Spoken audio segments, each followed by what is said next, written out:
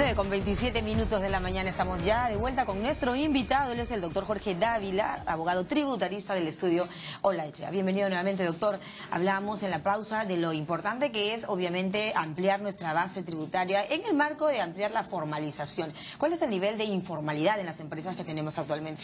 Es correcto lo que comentas, María Jesús. Efectivamente, solo para hacernos una idea, yo creo que es muy importante saber que tenemos un universo de 7.500.000 aproximadamente de contribuyentes registrados en el Registro Único de Contribuyentes. De estos activos, de estos registrados, activamente, o sea, pagan impuestos, declaran, ¿no es cierto? Estamos hablando de un universo de 450.000. ¿Que equivale a cuánto en monto?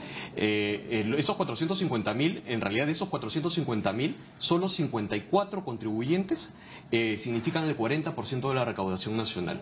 ¿No es cierto? Y de esos 450.000, un 50% está compuesto por las pequeñas y medianas empresas que en realidad en cuanto a recaudación tributaria, en realidad pagan poco, muy poco, ¿no? Representan un 0.5% del PBI. Entonces, esto yo creo que es muy importante entender para comprender además esta reforma tributaria que se está proponiendo. ¿No es cierto? ¿Por qué? Porque tenemos básicamente una pirámide donde muy pocos pagan mucho. Entonces, cuando hablamos de presión tributaria, en realidad hablamos de básicamente 54 contribuyentes que están, financiando, ¿no es cierto?, el 40% de la recaudación nacional. Entonces, cualquier cambio que se efectúe, ¿no es cierto?, yo creo, y en eso sí estoy en línea, con que debiera pasar por aumentar la base de la recaudación. Esto es, generar a más contribuyentes que ingresen a la formalidad.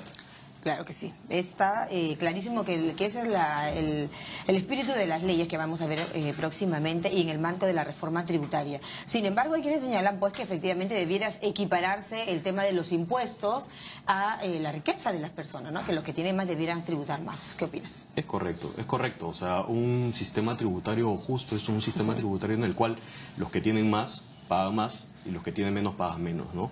Y en línea con eso yo creo... Pero no me referiría un poco a las empresas, sino en este caso a personas naturales. Ah, por supuesto, por supuesto. Hay personas naturales, ¿no es cierto?, que de acuerdo a sus niveles de ingreso debieran, pagar más. O sea, debiera afectarles una tasa, mucho mayor en comparación con una persona que gana menos. Entonces, yo creo que ahí son muy importantes y además a toda escala, ¿no? Tanto personas naturales como personas jurídicas, ¿no es cierto? El tema de la reducción del IGB en un punto porcentual, aun cuando entiendo y hay, posiciones en ambos sentidos. Posiciones en el sentido de que, por ejemplo, esta reducción del IGB en un punto porcentual, ¿no es cierto?, va a aumentar el déficit fiscal, ¿no es cierto? Posiciones que indican que esto es, se puede hacer un símil como una familia que a duras penas puede... Pero lo cierto es que nuestro IGB en la región es uno de los más altos, ¿no? Correcto, nuestro IGB en la región es uno de los más altos. Nosotros somos la cuarta economía a nivel de la región con un IGB, con uno de los mayores IGB. ¿Por debajo y delante de? Tenemos adelante a Brasil, a Uruguay, a Chile y Argentina, ¿no? Por ahí hay un empate entre Chile y Brasil con la tasa del IGB y por eso nos hace estar en un cuarto lugar, ¿no? Bueno, la promesa es ir reduciendo 1% porcentualmente al año, a partir del año 2017. Correcto. ¿Cuánto va eso a afectar, en todo caso, a la caja fiscal, al nivel de la recaudación? Y sobre todo hay gente que, para luego pasar a hablar, por supuesto, del sueldo mínimo, también de la remuneración mínima. ¿Es viable esta medida? A ver, esta medida es viable y yo creo...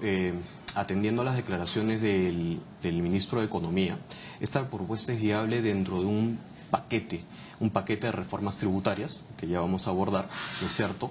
Porque si solamente pensamos en la medida de reducción del IGB, yo creo que el dato objetivo es que sí, obviamente, si yo reduzco el IGB, la tasa del IGB, voy a recaudar menos, sin lugar a dudas. Y además eso está dentro del plan de gobierno, o sea, se reconoce que se va a reducir impuestos, recaudación por ese lado. Estamos hablando de un efecto de un 0.5% del PBI al año. Estamos hablando de cerca de 3.000 millones de soles anuales en reducción del IGB. Pero esta medida... O sea, ¿cómo equipararíamos eso, no?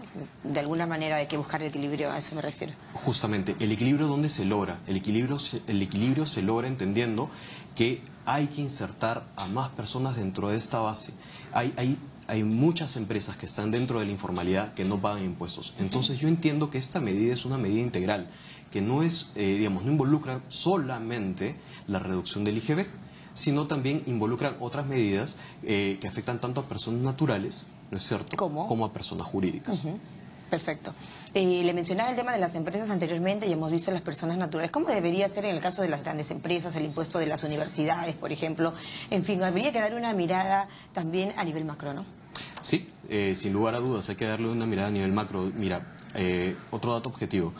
Nuestro país está haciendo esfuerzos, muchos esfuerzos por formar parte de la OCDE. Así es. Al Bicentenario. Al Bicentenario, es una mira al Bicentenario. Y de hecho hemos sido invitados a parte de lo que se llama políticas de un programa país, ¿no es cierto? Y nosotros no podemos formar parte pues de este club selecto de países desarrollados si es que tenemos una base de informalidad total. Y yo sí creo que este esfuerzo, o sea, tenemos dos alternativas, por lo menos como yo lo veo. O no hacer nada y nos quedamos cruzados, con lo cual algunos estudios... Bueno, pero el espíritu está más bien por el otro lado, ¿no? Por modificar la situación. Yo le preguntaba, por ejemplo, antes de la remuneración mínima vital. ¿Debería subir esta aún más? ¿En cuánto tendría que estar? Recordemos en el mensaje también del 28 de julio, lo señalaba por el presidente Kuczynski, un tratamiento especial en el tema de los impuestos a las pequeñas y medianas empresas, que recordemos son las que mueven en gran medida la economía del país, pero hay aún mucha informalidad. Correcto, hay mucha informalidad. En ese sentido, a ver, lo que se quiere, por ejemplo... con el tema de la reducción del IGB es que, digamos, más personas tengan más ingresos en los bolsillos para dinamizar de esa forma la economía. Ahora, acompañado con esas propuestas, por ejemplo, y me parece una propuesta que hay que ver cómo funciona. En realidad, todo este paquete de medidas, digamos, son audaces, ¿no es cierto? Marcan una intención por generar un cambio que en mi opinión es positivo. Hay que ver cómo lo sustentan, ¿no es cierto? Con números, con cifras. Vamos a ver esa historia en el Congreso. Pero a ver, por ejemplo, con personas naturales, lo que se está planteando, por ejemplo, es que las personas naturales, el DNI de las personas naturales, ¿no es cierto?, sea el RUC. ¿Ya? Así es, claro. Y ahí hay toda una historia, ¿no? Porque, digamos, ¿qué es lo que ocurre hoy día? Si uno quiere obtener un registro único de contribuyentes, en principio es una manifestación de que uno quiere ser formal, de que uno quiere contribuir y que por eso quiere obtener un registro. Un poco la queja de las pymes, ¿no es cierto? El 60 y tantos %, ¿no es cierto?, de las empresas en realidad son informales y por ende la informalidad arrastra a los trabajadores que no tienen la estabilidad laboral. Hablamos de flexibilización laboral, pero en realidad en el país no se cumple con los estándares de formalidad laboral que quisiéramos. Por lo tanto, el apoyo y el impulso a las pymes va a ser determinante. Ello pasa por los impuestos. Hacer empresas en el Perú es muy complicado, es muy difícil, es mucha burocracia y todo aquello. ¿Cuál es el gran cambio que vamos a recibir ahora? El gran cambio pasa por lo siguiente. El RUS, por ejemplo, las facturas electrónicas, es positivo. De acuerdo al plan de gobierno y a declaraciones también del actual ministro de Economía, entiendo que se van a mantener el RUS y el RER. Estamos hablando del régimen único simplificado y el régimen especial de renta, que en principio están enfocados a empresas que tienen, digamos, en suma, un ingreso, digamos, de 525.000 soles anuales. Esos regímenes, ¿no es cierto?, que implican, entre otras cosas, menos formalidades, menos libros contables, etcétera, se van a mantener. Menos papel. Menos papel, también. Bueno, es que tenemos que modernizarnos, ¿no? Necesitamos menos papel. Entonces, esos regímenes especiales se van a mantener. La novedad pasa por tener un régimen especial, ¿no es cierto?, temporal, un régimen por 10 años, que va a permitir a las empresas, es como una suerte, por lo menos como se entiende. De hecho, hay que ver el desarrollo para efectivamente hablar de la propuesta. Nosotros los abogados tenemos que ver la norma, ¿no es cierto?, pero más o menos por lo que se habla y por la propuesta, lo que se entiende es que va a haber un régimen temporal de 10 años que va a ser más, va a haber una amnistía, ¿no es cierto?, de todo lo pasado. Y va a ser una invitación a acogerse a este régimen diciendo, mira, ¿sabes qué? Paga un 10% sobre tus utilidades netas, ¿no es cierto?, por 10 años, o paga un 2.5% sobre tus ingresos netos también por año, ¿no es cierto? Y olvidamos todo lo pasado. Y eso es muy importante, porque mira, yo te voy a contar, en mi estudio de abogados vemos, fundamentalmente asesoramos a empresas grandes, multinacionales, pero he tenido también la experiencia de... digamos, dictar cursos a pequeñas y medianas empresas. Y eso te ayuda a sensibilizarte con lo que siente el empresario, ¿ya? Y el empresario, en realidad, ¿qué es lo que pasa? En un curso normal de una empresa, el empresario quiere ganar dinero y obviamente las empresas están hechas para eso. Y siempre ha sido así, esa es la naturaleza de un empresario. El tema es bajo qué reglas claras, ¿no es cierto? No solo para la empresa, sino para el trabajador. Así es. ¿No? Y en esa evolución es positivo, por ejemplo, el tema de las facturas electrónicas, ¿no? Hablábamos del tema del papel, hay quienes han dicho que podría esto más bien favorecer a la evasión tributaria.